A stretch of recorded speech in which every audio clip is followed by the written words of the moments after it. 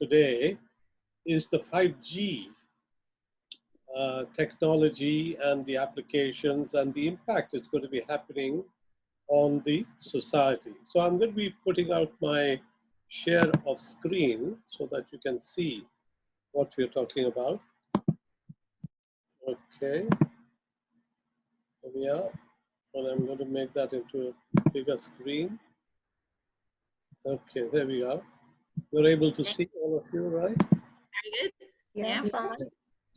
Okay. Now you've heard the sort of mnemonic 5G. We're familiar with 1G, 2G, 3G, 4G, and so on. It's actually the fifth generation communication technology, if you like. And we'll go into it a little bit more to see what it actually is about and what the impact is going to be on our lives and which are the areas that it's going to be affecting. I think as far as, you know, the technology and the revolution that is taking place, I just recall, remember, we had the first industrial revolution and the second one and the third one, and now we are on the fourth one. Just to sort of remind ourselves, the first one was, of course, the steam, right? The steam power that got us going into the industrial age. Then you had electricity, which sort of really advanced the technology, brought in a lot of machines to help out in production and so on. Then came the computers as the third sort of age of technology, the third industrial revolution, you call it. And that was computers. Because computers, when they came in, they sort of really changed the game, as it were, with internet and so on coming in. And we started to sort of realize that this industrial revolutions that are taking place are to be taken seriously. And of course, the fourth one is where we are at the moment. And the fourth industrial revolution is defined as one which is going to be led by AI and big data, the biotech and the infotech areas, if you like, the big sort of areas. And we'll talk about these sort of things in future lectures in a bit more detail. And these are going to be having tremendous impact on our lives. Especially now, I think people are beginning to realize that as far as our futures are concerned, technology is very much integral to part of our lives. And, you know, we saw this in our own lives, our immediate concerns. Our U3A got shut down, and we are doing these Zoom classes, right? So if it wasn't for Zoom, we wouldn't be able to do that and just while away the time watching TV or going for walks or reading. So this has made it possible for us to connect with each other, not just the local sort of people that are with us, but globally. So we have a tremendous sort of reach now through technology. So with this fourth industrial revolution now very much with us, we are now going to be facing, I suppose, a renewed introspection to ask ourselves at this juncture with this coronavirus that has stopped the world, as it were, is it time for us to be able to start the conversation about what should be the future of society? Because as we know, there is a trend that this has gone about, this has been, you know, this lockdown has come about and virtually destroying our economy, apart from lives. So there are those people who are so desperate now, who are saying, yeah, there is a threat about deaths and coronavirus sort of infections, but we can't neglect our economy. because if we do, then we are going to be really sort of in the doldrums. So there is that pull and push taking place in governments. And if you heard our Prime Minister right, he's very keen to get the economy going, but he doesn't quite know how to put it simply enough so that it's clear, the message. So we are still a little bit dark as to what he means by being alert. You know, we've been alert, all right. But maybe it's a little bit loosening of the lockdown, perhaps here and there. But nevertheless, what it has highlighted, I suppose, for all of us, is that we have uh, before us maybe a real prospect of a changed world happening. That's why we started on this theme of post-pandemic world, because all those accelerators, those factors that are going to be impacting on the in slow motion are going to be hastened up quite rapidly, um, because people's habits are going to be changed, and we are going to have to rethink how we are going to be able to define ourselves in terms of our economy and in terms of our social lives, our values. This is a good chance. You know, we've been talking about climate, we've been talking about growth, we've been talking about, you know, all sorts of things like that, which at the end of the day, when we have a lockdown like this, don't mean much, you know, because it means that no matter how rich you are, you're still going to be enclosed in space in your home. So we need to be dealing with the factors in a realistic sense, that we don't necessarily sort of, jettison the multilateral approach that has been the hallmark of the post-World War II, the New World Order that was defined, that we need to work things together. But unfortunately, what we've seen lately is people wanting to go it alone, and that's not a good sign. So we need to sort of review that and rethink, I think, whether that sort of diversion, I would call it, that's taking place, you know, the move to the right, individualism and so on, whether that's really a good thing for the society over the world. For that matter, you know, all those climate deniers, they're saying, yeah, there is no such thing as that. We need to sort of just continue as we are, consuming more and more. So here we need to be able to sort of really take a breath and say, this is an opportune moment. Let's look at some of the options that we've got before us. One other thing which I heard on the radio this morning was that all this money that is being used to rescue the companies and the jobs and so on, they're not putting too many conditions on those grants and loans that are being given. So we need to be able to sort of say, hey, let's be a little bit smart. If you want to sort of give loans to these big airlines, let's at least demand that they switch over to carbon neutral type of technologies within 5 or 10 years or whatever. We need to put conditions like this, especially when we are going to be talking, as we are going to do today, technologies which are moving in so rapidly, which is going to change our habits, our living style, our society in many ways. That's the fact that we're doing this class, for instance. We are, you know, at a distant type of meeting, class taking place. You know, online courses are going to become much more available, and people are going to sort of rethink their work habits. Companies are also thinking about it.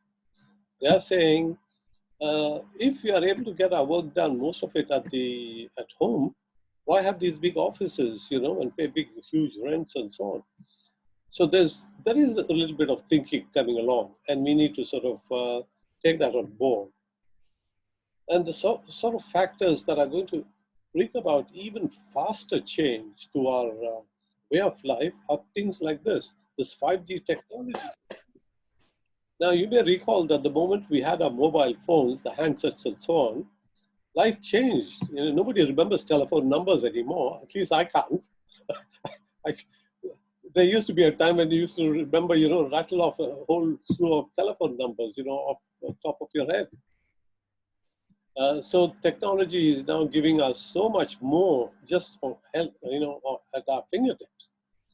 That we have information, we have, all sorts of ways of communicating and effectively changing our lives. The entertainment, the education, you have movements, all that is changed just because of a little handset. And that handset is giving us internet connectivity. And we are, in the last, we've been doing the 4G. The 4G was the fourth generation. G stands for generation. The first one was what they call just talking on the phone, 1G. 2G is when you started texting messages, the higher speeds. 3G is when you started to connect to internet. And 4G, again, faster speeds. And 5G is something that is going to be similar, but leap years ahead in terms of speed and in terms of connectivity. We'll see what it is, and I'll just change that our opening sort of page simply by starting to say that this change, I think, is going to sort of come in faster than we expected, because technology doesn't stop actually. It seems to sort of, because of connectivity, so many much more people are applying their minds to it, utilizing it in so many novel ways. Therefore, there is a lot more forward movement in science and in technology, using the data, using, whatever intelligence that we are able to sort of make of that data, so on. So we are going to have to sort of think about this as being a very fundamental aspect of our life that is going to change, the 5G technology. So you just cast back to your mind, 1G was just talking about on the telephone, 2G, text exchanging messages, 3, in connecting to internet, and 4, a bit faster, videos and so on. And 5G is something that is going to connect not just people, but is going to connect things. What they call the Internet of Things. So devices are going to be exchanging information at such an enormously phenomenal rate that we are going to be sort of, would be possible for humans to do that. And some AI, like robotic type of artificial intelligence or general intelligence, whatever they call it, need to sort of grasp this and grapple with this data that is going to be coming from all these devices and going to be making sense. And this process will then be used in factories as well. So factories, got these supply chains, they are worldwide, but I think sooner or later, because of this pandemic, maybe they will contract. But what happens in the factory itself is going to change as well, because the robotic sort of technology is going to make things and so on. We'll talk about what the impact is going to be on human beings in terms of joblessness as well, maybe at another time, but maybe a little bit here. But nevertheless, it is going to be a phenomenal sort of change that is taking place. Okay, on with it. So shall I, at this point, do we have any questions before I embark on this? No, Shafiq, yeah, just one little thing I wonder about. Why has China got such a head start with 5G? Is there any particular reason that the rest of the world seems to be far behind, or what? I never understand that. Well, China has piggybacked on the research that has been done in the West. So in a way, they had to not do it rightly reinventing the wheel.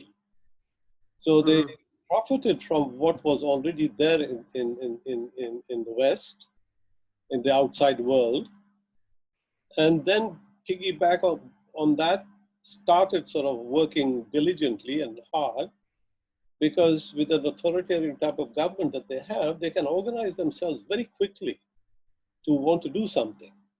I'll give you a simple example between India and China, for instance. China has now become so far ahead in terms of its infrastructure, road building, rails, and so on, that when you look at India, India is far behind.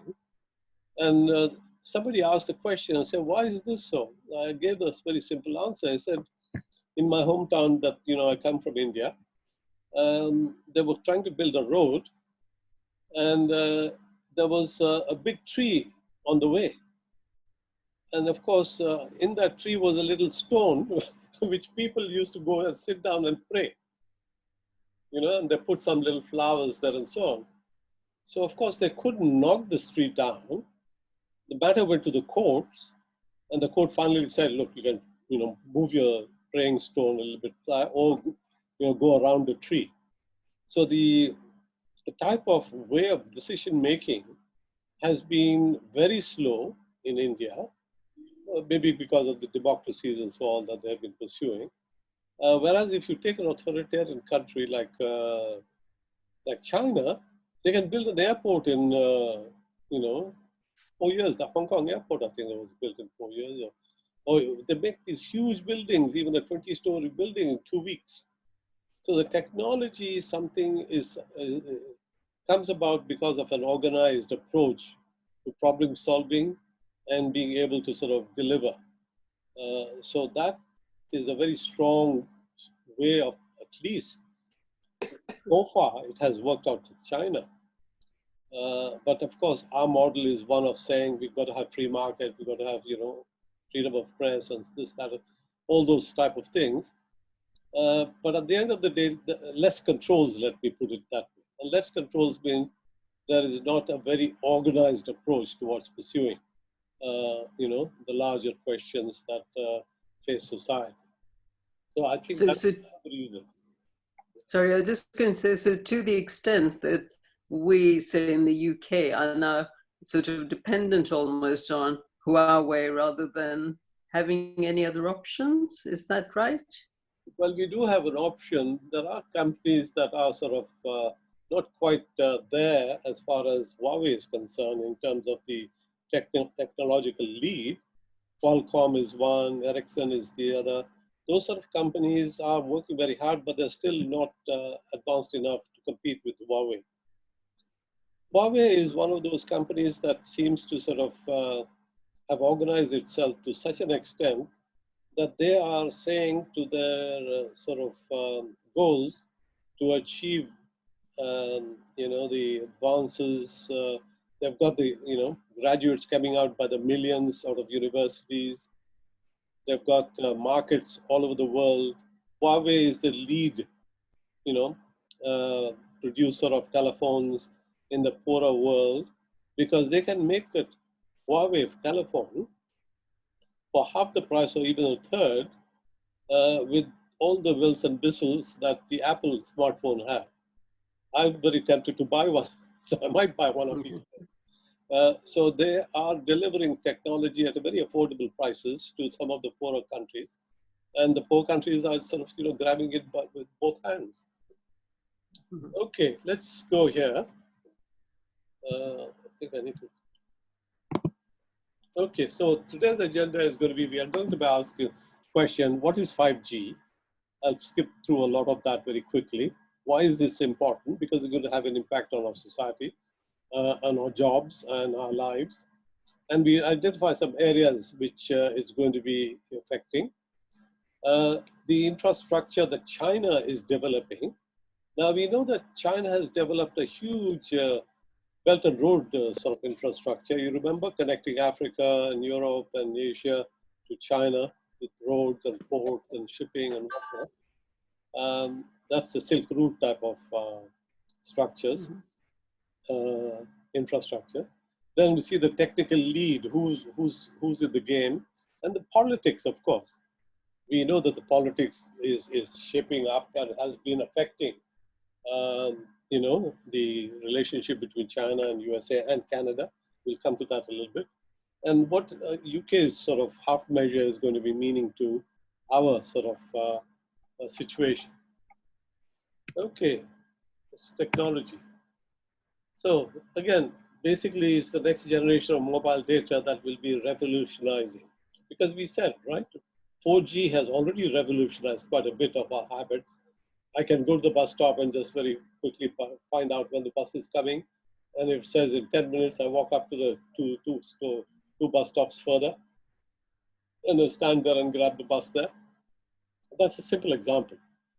But there are going to be much more examples of 5G that are going to be much more significant. And the thing about 5G is the speed and the amount of data that you can, send through at a very short time. The speed and the amount of data. That is the hallmark of 5G. So 5G is the next generation of mobile broadband that will replace or even release the 4th generation. Exponentially faster download speeds. You can download a movie within seconds. And this latency is very important. You remember when we were talking about the Starlink project, the global internet, there was a latency, that the word came up. That was the delay that took between real time and response. You see that in the TV, the announcer, when he asks a question to somebody across the world, they have a blank look for about 1 or 2 seconds, and then they sort of light up, understanding the question. That's latency, that's the delay, that the amount of time it takes for them the signal to reach them. So latency is very, very important. And this 5G has cut down the latency enormously. Okay, so there we are. So, and the communication, and we are not just talking about human responses, because we respond a bit slowly, but here we're talking about devices talking to each other, and they can do it at a phenomenally fast sort of speeds. Okay. Now here, 4G is 100 times faster. In fact, 100 times, even more than 100 times. Much faster than the current 4G. Okay, how does it work? Well, we know that the normal sort of way that we send our telephone signals is through these masts. These masts are sort of, in various parts of the city, and they collect our signal and, connect us to the recipients and whoever is calling. So these masts are very important. Now, in terms of 4G, the mast can be quite far away, can be even, 2-3 kilometers away, even more. But in terms of 5G, because they're talking at very high speed and lots of data, it means that they're working at high frequencies. High frequencies don't carry very far. You remember the old radios when you had shortwave? Shortwave would sort of bounce along and go to the other side of the world, you remember? And that's still very, very big wave, even though we call it shortwave. In those days, the technology of that time, those were short. But these 5Gs, we're talking about millimeters. And shortwave, you remember when you tried to dial the radio, you had about 30 meters, 40 meters, quite a big, big difference in terms of frequency. So here we are. And what we need to have here with the technology is lots of masts, which are going to be erected, which are then going to be connected to the network backbone.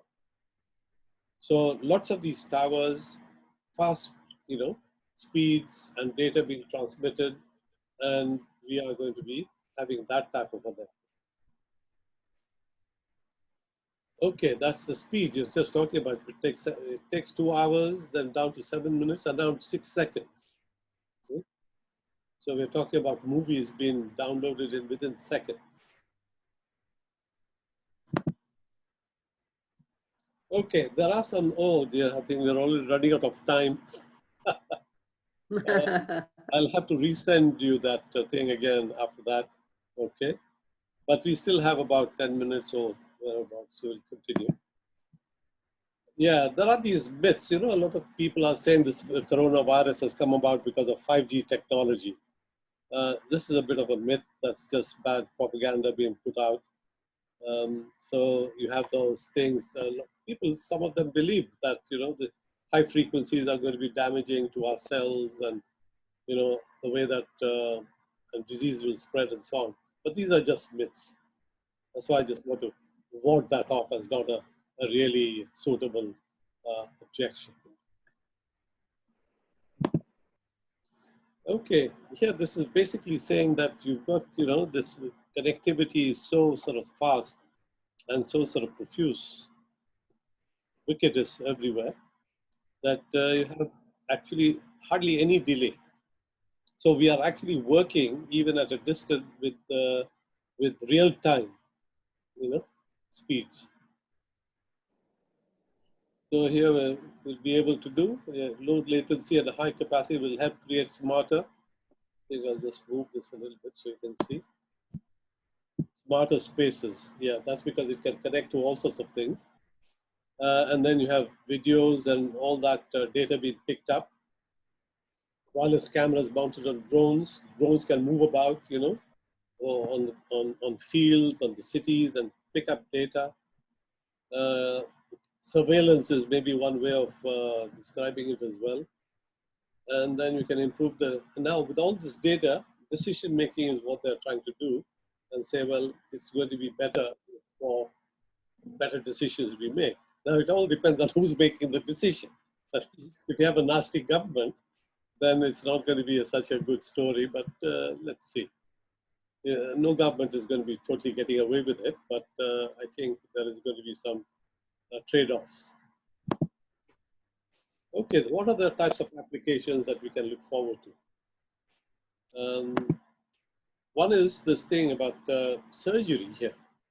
Surgeons in South China got to successfully conducted a cardiac endoscopy surgery. This is miles away. They were able to sort of conduct it with terms of using robots and being able to see what is going on in real time. That's the key thing, in real time, no delay. See? Yeah, so there were these experts 400 kilometers away, and with 5G technology supported by Huawei. Huawei is the lead sort of company in this game. They were able to do that. And also you can have, because of the speed, 20 times that of 4G, you can have all this real-time type of interactive activity taking place in games and so on. Well, this is something that we are a bit familiar with, you know, Tesla, because we talk about Tesla. Tesla and its sort of, you know, emphasis on batteries and on self-driving cars. So they are also way ahead, but China is also sort of coming in very fast. And you can see they're already experimenting, a number of companies. They are having their own cars, which are electric cars, and they're being guided by autopilots and so on, self-driving. They are under tests at the moment. Yeah, there's a company here who's registered for self-driving ride-hailing services. So you can just call a car which doesn't have a driver. The car will come and pick you up and take you and drop you where you want to go. So in a way, what it means is that in the future of car ownership is going to disappear. That's the way I look at it. I don't have a car for the past 25 years since I've come to London. But I can get by on the public transport. But this would be an additional feature where one can sort of, you know, just like hailing a cab and getting in with no driver.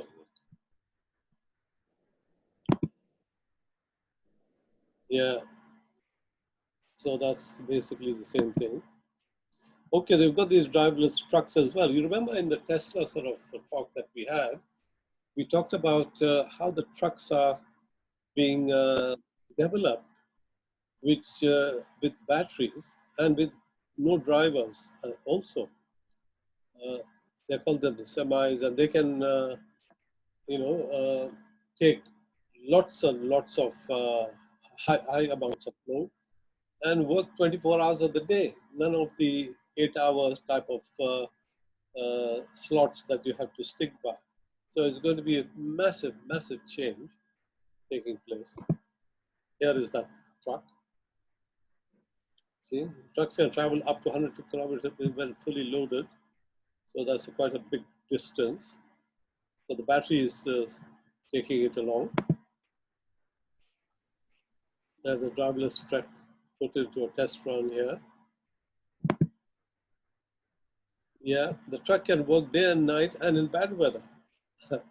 This is a good thing. In bad weather, no rest required. And of course, it fully charges within 1 hour, the batteries. So you can see the haulage companies are going to go make a beeline for something like this. And it will bring about a very big change in that industry. Okay, we talked about this AI and augmented reality. So that's one of those things that are going to be affected because we're not going to be talking about real time and precision making. So it becomes part of our life here in all sorts of ways. This is some sort of a car, some various ways that you can experience things. I'm not into very much gaming, but this is one of those areas which is very popular with a lot of people. Okay, biotechnology. This we already said the heart operations are being done and so on. And we will have, I think we've got about 2.5 minutes left. I'll carry on until it goes blank and then I'll re-invite you all. Okay. So biotechnology here again.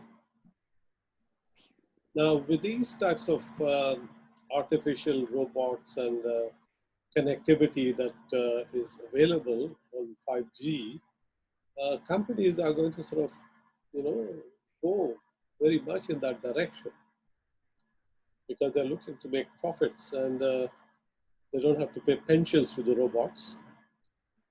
And they're going to sort of create the wealth nevertheless. That's why this UBI, remember? UBI is something government will have to start thinking about it in the future. Okay, infrastructure.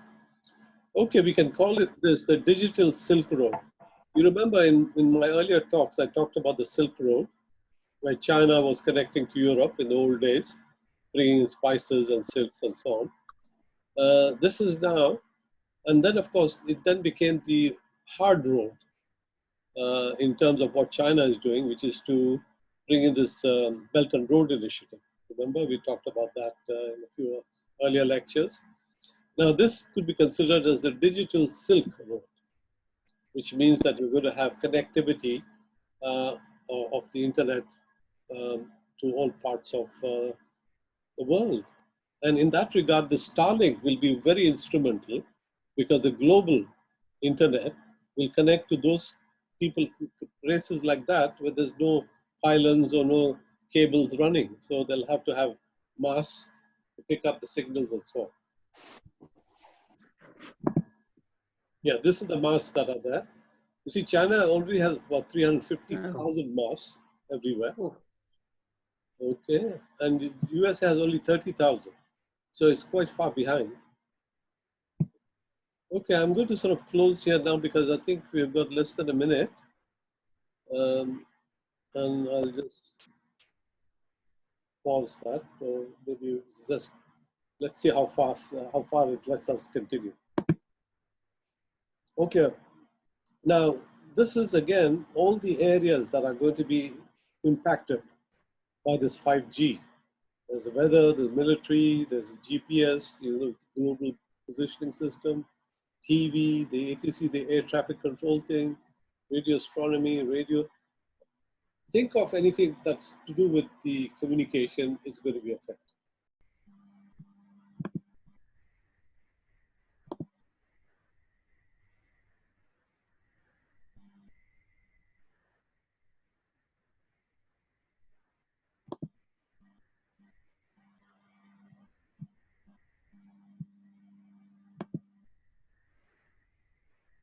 Okay, this is what, can you see those?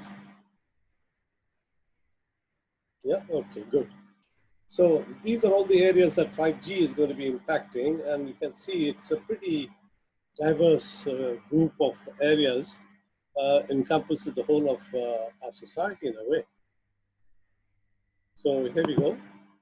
Now these are the type of masks that are going to be seen, a lot more of them all over the city, which means that if you see masks of this type, every sort of kilometer or so, or maybe few kilometers, this is what you're going to be seeing. Yeah. Now, apart from the masks, you've got these base stations as well. And by the end of 2019, they had about 130,000. So their infrastructure is really for the IT going massively ahead. So we said that the type of thing that 5G is very good at is to be able to communicate with very high speeds, and therefore lots of data can be exchanged.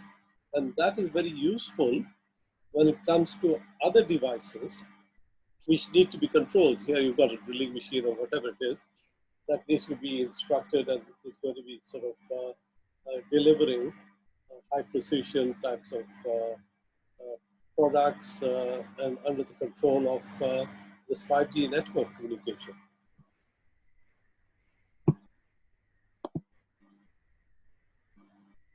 Yeah, so China is the one that's really ahead in the game. But they are saying, look, we can provide you with this technology if you so wish. When it comes to the politics, we'll see what are sort of reasons for not going back. Now, as far as progress is concerned in China, both Beijing and Shanghai, they have full coverage, which is cities of 15, 20 million people. So humongously well connected. 300 more cities are going to be getting that network. So you can see the impact is going to be phenomenal in terms of facilities that it brings with it. Yeah, so it's 20 times faster, promises to transform our daily lives. Yeah, we're going to be seeing how that is going to happen. Yeah, one of the things which is very important for driverless cars is this real-time information. You can't have latency, you can't have delay, because if there are going to be two cars which are going to be communicating because they're going to be driving next to each other or opposite to each other, they can't wait for a signal to go up to space and come down. By that time, the things would have changed on the ground. So this car must be able to communicate with this other car, and they instantly know where they are, which is why there will be no accidents, hopefully, a lot safer than human beings driving cars. So along with the advantage of having driverless cars, the safety aspects are also going to be improved phenomenally. Yeah, this is what you're going to be seeing as you're going to be in the car or even on the train. You see there's a connection of this speed, 50 Mbps. Video data is being transmitted, and then of course you can send controls back. So it's virtually instantaneously. We'll see the figure later to how big an advantage that is. Now this is that earlier thing about doing the operations, sitting hundreds of miles away and performing that. Now just think about it, if it gets rolled out, the point where it is available everywhere. You don't need to have these big hospitals everywhere, like what we have. One can do this, sitting in smaller centers. Okay, economy. That's also going to have a big impact because. So this is the fourth industrial revolution.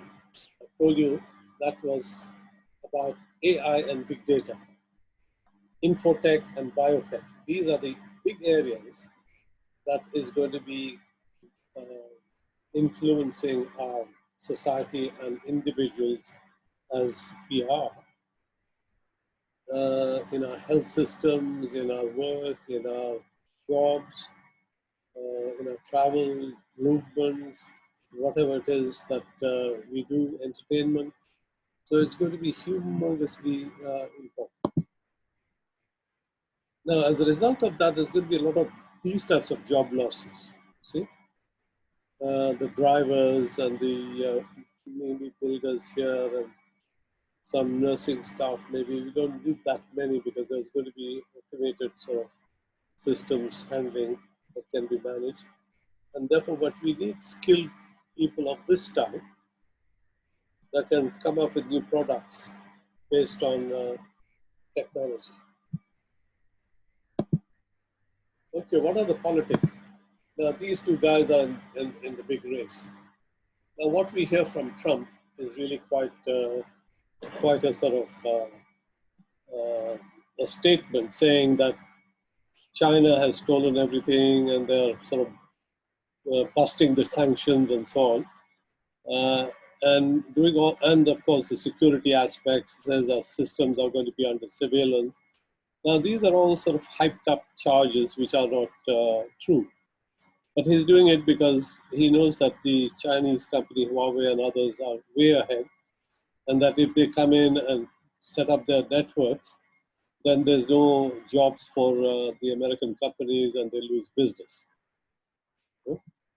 So his arguments are a little bit thin. This is a cybersecurity concerns. Oops. Now, one thing is that China says we're willing to share the technology. We're not having it like a closed, locked up box. You can look into a box and see what's inside it. So when you sort of say that you charge that this is all, backdoor into systems to provide the Chinese with all sorts of secure data, they said that's not true. But this is why the politics is taking over here.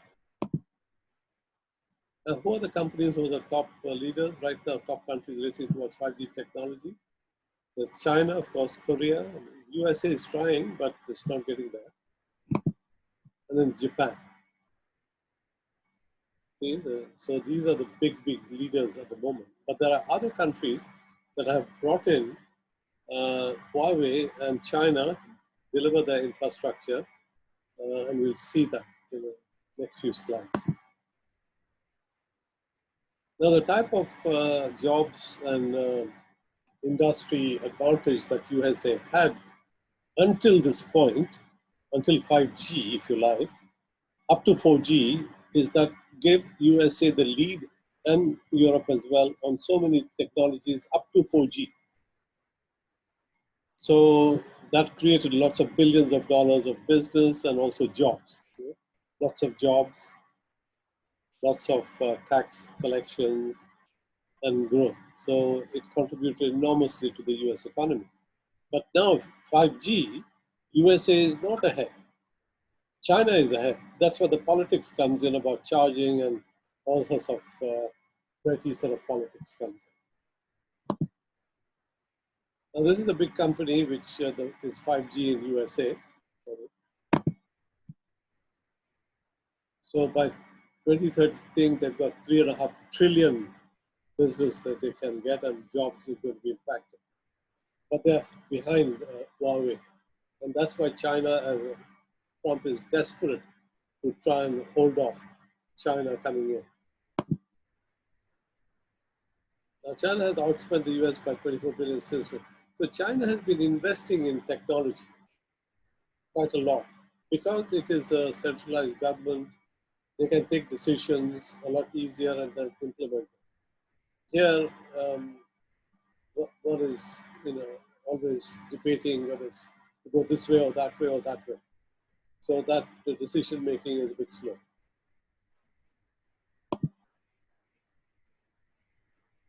Okay, that we talked about it, why they are ahead in this game. Okay, Huawei, as I told you, the Huawei, their shipments, their smartphones exceed 200 million units, highly recognized for the stylish design, extraordinary intelligent innovation, to provide better services, customers, etc. So, in fact, they're already very much ahead in terms of the handsets. And as I said to you earlier on, I looked at it handset to buy Huawei. It was half the price. For about $200, I could buy uh, an equivalent to an iPhone 10 or even better, with a better camera, in fact, as well. So I'm very tempted to go that way to buy one. But then Google has stopped supporting Android, on which this handset runs. But then Google may be shooting it themselves in the foot, because Huawei already has an alternate operating system ready to sort of be put into it. So they lose that business. So it's not going to hurt Huawei.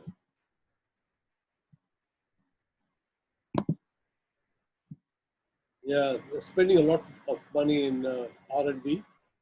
Just so it's a big investment. Here is the big chart. You can see the amount of this is what they call the new infrastructure, the IT infrastructure. They're spending about 170 billion US dollars to create the 5G networks in China and the big data centers, then industrial internet and AI. And then you've got this intercity transportation system where they're going to be putting in all sorts of connectivity to run the public transport system and the driverless cars and the fast trains. They go at 500 kilometers or even more. Then you've got the EV, the electrical vehicles, charge stations. So they're positioning themselves with that sort of investment to give an infrastructure that is going to put China into a very, very sort of enviable position.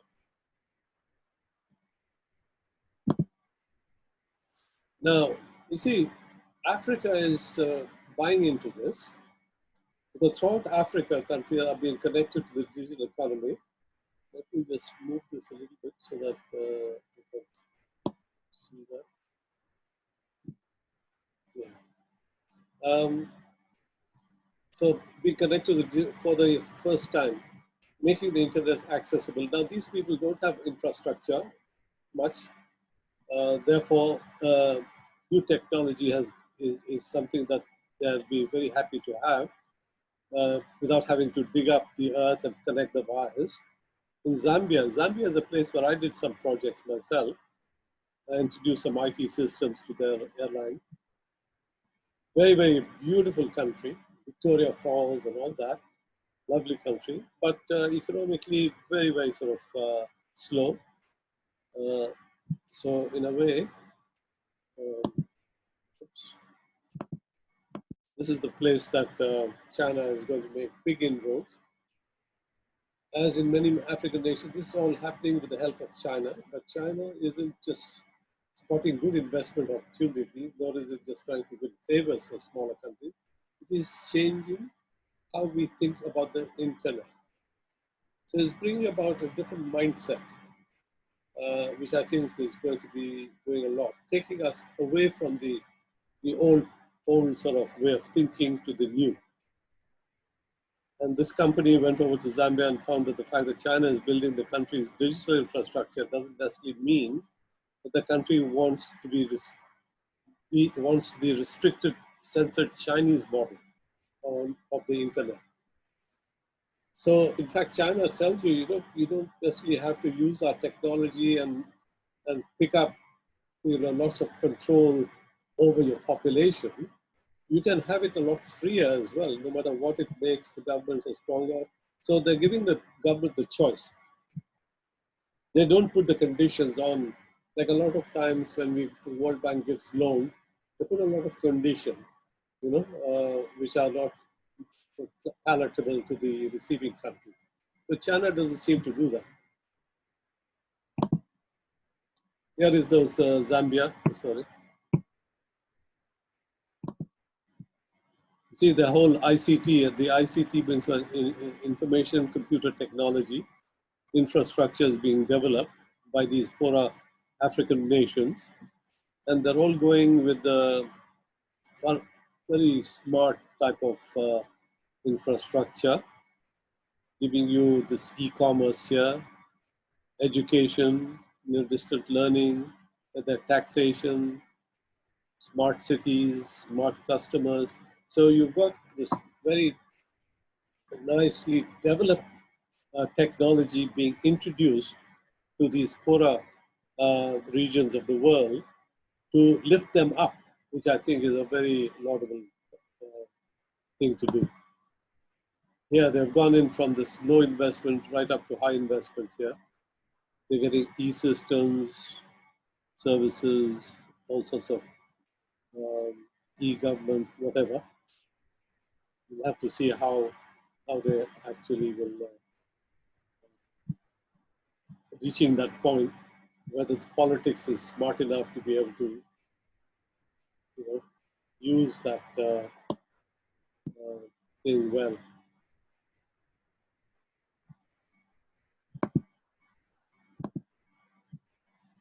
Okay, so UK's status. Yeah, the UK is in a sort of a situation where they have said they will allow some peripheral equipment to come in, like these masts that need to be put up, but not the core telecommunication sort of equipment.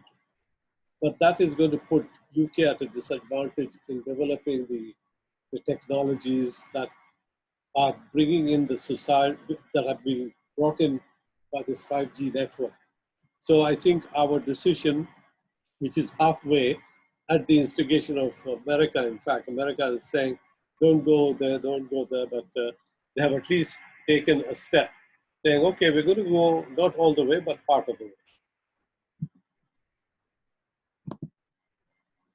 Okay, so you guys decided to let Huawei continue to be used in the 5G network with the restrictions, despite pressure from the US to block the firm.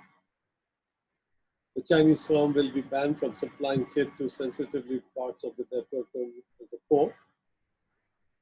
And then, of course, this is what and there's nothing, they won't allow them near military bases and nuclear installations. Now, this is the global picture, actually. How many people have actually gone in, how many countries have gone in for 5G technology? You can see it's all the countries which are a bit poorer, in Africa here, and see all over Asia, all these Far East. And even Europe has gone in with a bit of 5G. So 54 countries have gone there. 4 have banned, which is USA, Australia, Japan, New Zealand, which I think is not a very smart thing to do. Undecided are 48, and they'll come the green way, I think, as well, because this technology can be used either to sort of make for a good progress or lag behind.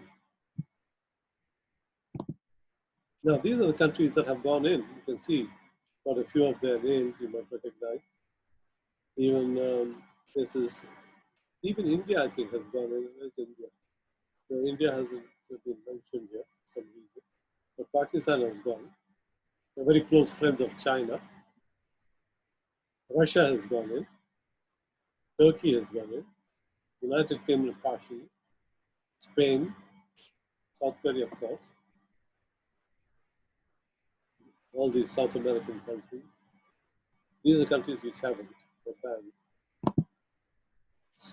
Okay, this is just saying that they are also doing tremendous amount of solar energy being produced. Because, when you start having factories based on robotics and so on, and electric cars and so on, you need to produce power, and they want to produce clean power. And they've got lots and lots of power being produced. Big, huge, 1 million kilowatts That's 1 gigawatt, 1 million kilowatts. That's 1 million. That's quite a big number. What happened to our Zoom?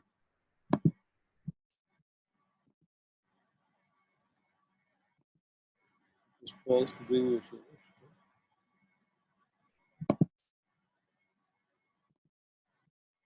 Bye, darling.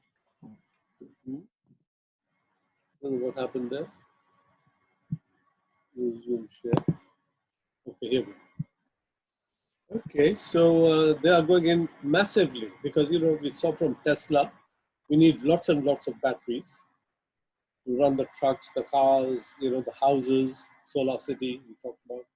They are sort of going in a big, big way. Humongous amount of power.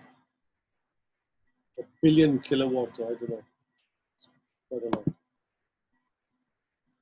Exploring for the next generation of mobile. So, okay, that's all for the moment. We can do a little bit of Q&A for them, if you like. Stop the share. And we can,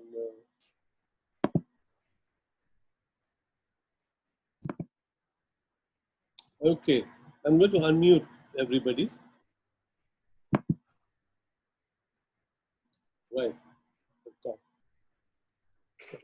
You can talk now. I wanted to ask Shafiq, are any other countries developing 5G, or is it just China and Norway? Yeah, the other countries developing 5G. That's USA itself is developing, but they're not that far ahead. Qualcomm, we saw, they're very much into this game. And then Ericsson, some European countries are doing it, but they are not as advanced. This is the thing, you know, because this is a technology that is available to buy off the shelf. And if you're still sort of, you know, haven't reached that point, you're going to be able to sort of not get the business. Yeah, but if we so much, I mean, I can see that we would want to cut out China, then maybe that's the way to go. We'll be a little bit more patient and go with Ericsson or one of the other companies. Yeah, but you see, what is happening is that when you don't utilize the advanced technologies, the byproducts of that advanced technology don't get developed. So you're not developing new products. So you get behind, you know, in the whole game of market share and, you know, the global sort of,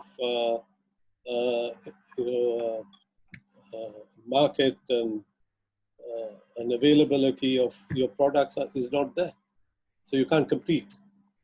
So that's why that's why I think UK said, at least let's get into the game a bit, but not totally.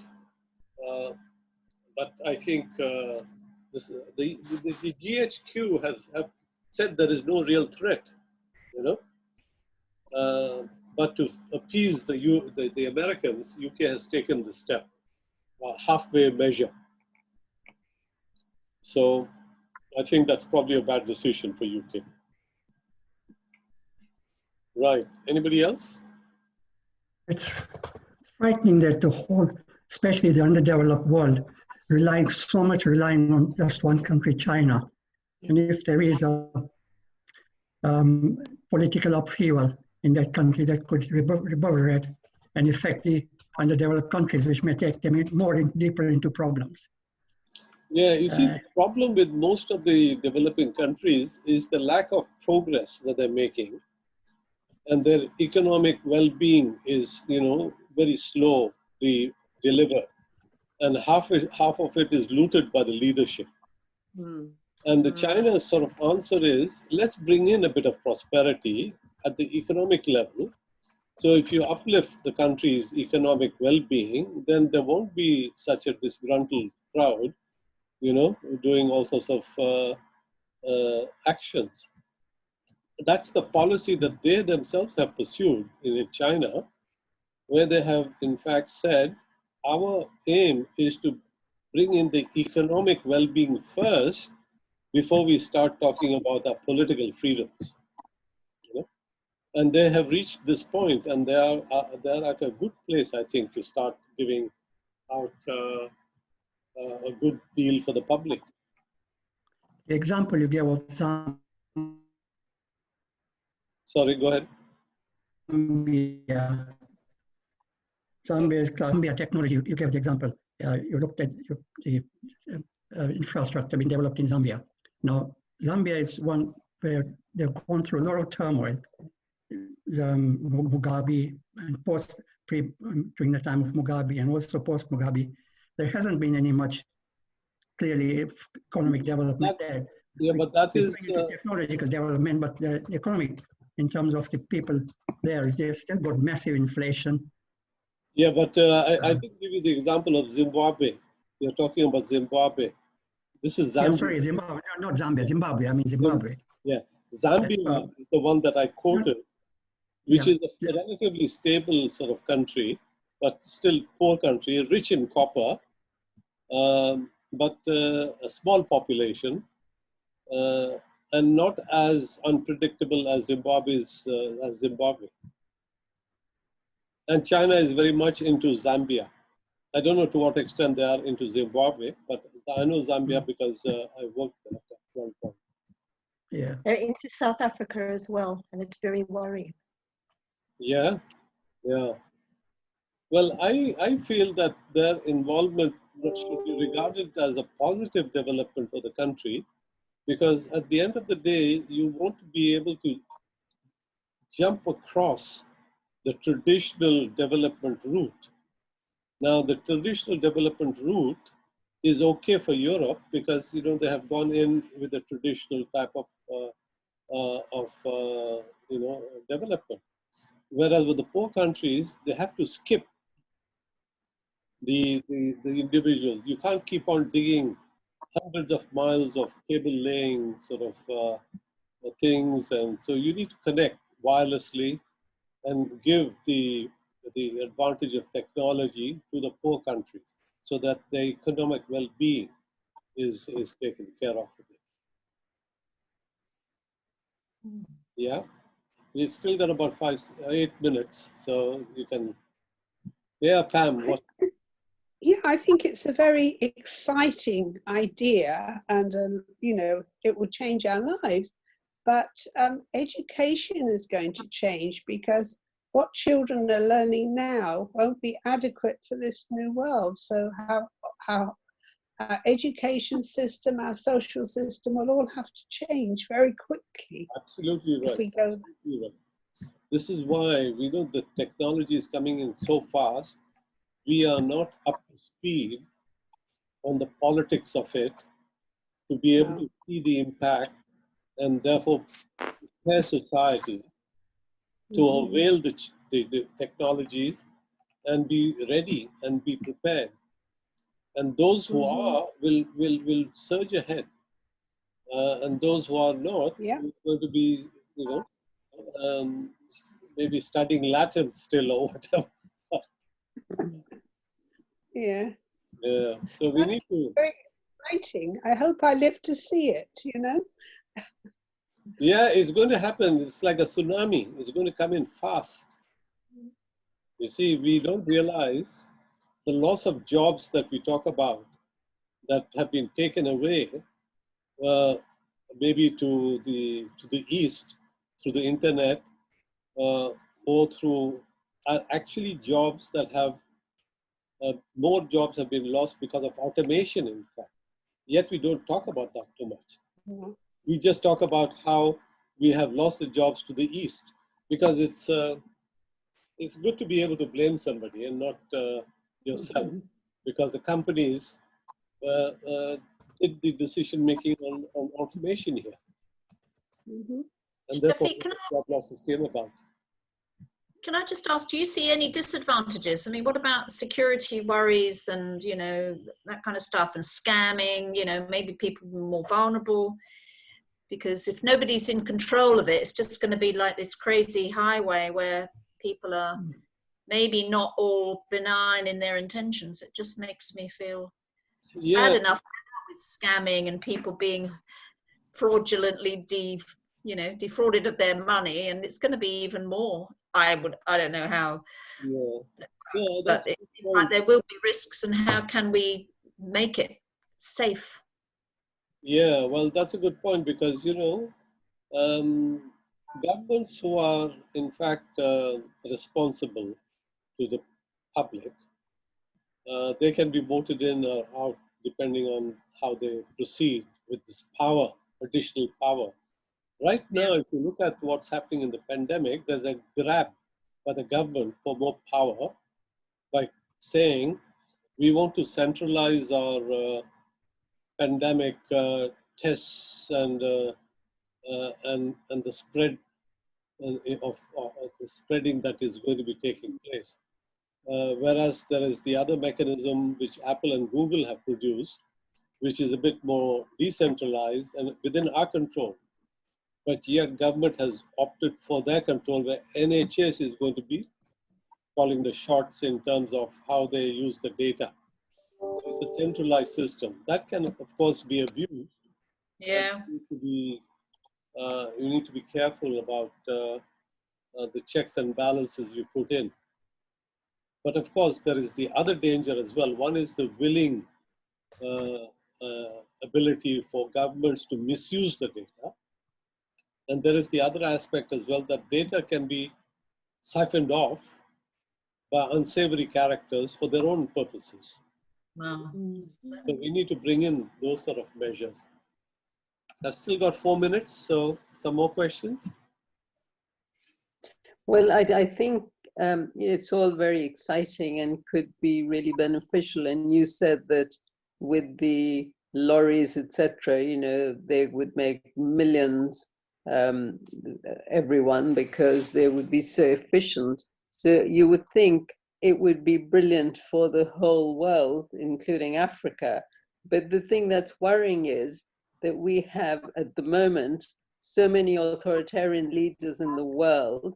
And I was reading that even with the pandemic, 74 leaders, I think, have given themselves more power. So the trouble is, the technology is brilliant, but the people running the world are not necessarily brilliant, and that's where the danger is. And yeah, I think the question we need to ask is, why has the change come about in terms of why have people moved to the right? And that is because of mismanagement of the economy and by the corporate world, which has gone after just profits, and the disparity has increased worldwide and within the rich countries as well. So there has been, I think, a real saga of bad decision making, which has left a lot of people in a bad place. And that's why I think people have moved to the right and wanted somebody to blame. And the blame, of course, is the immigrants, usually. well, That is why. yeah. And that sort of narrative sells well for the people who put that narrative out. So the right is really using a narrative of fear to be able to sort of get to power. So, and you can see why, because the people at the moment are disenchanted in some ways, and that fear is being exploited. And that's no fault of the immigrants or anybody. It's the fault of the big corporate world that has automated the jobs away and offshored it. See? No, that's correct. But that wasn't the only aspect, the only sort of blaming. But even with China, with globalization, the West thought that China would become more open and less authoritarian. But that's not happening. It's the opposite, that they are getting Okay, I've got less than a minute. We'll come to your point again, because I don't want to restart, but I can say goodbye for the moment. Nimi, okay, carry on this conversation in the next one, because it's an important. Sure. All right. Okay. Okay. Thank you all. Thank you very much, Shafiq. Thank you. Thanks a lot. It was really good. Thank you. Thank you. Bye-bye. Bye. Okay.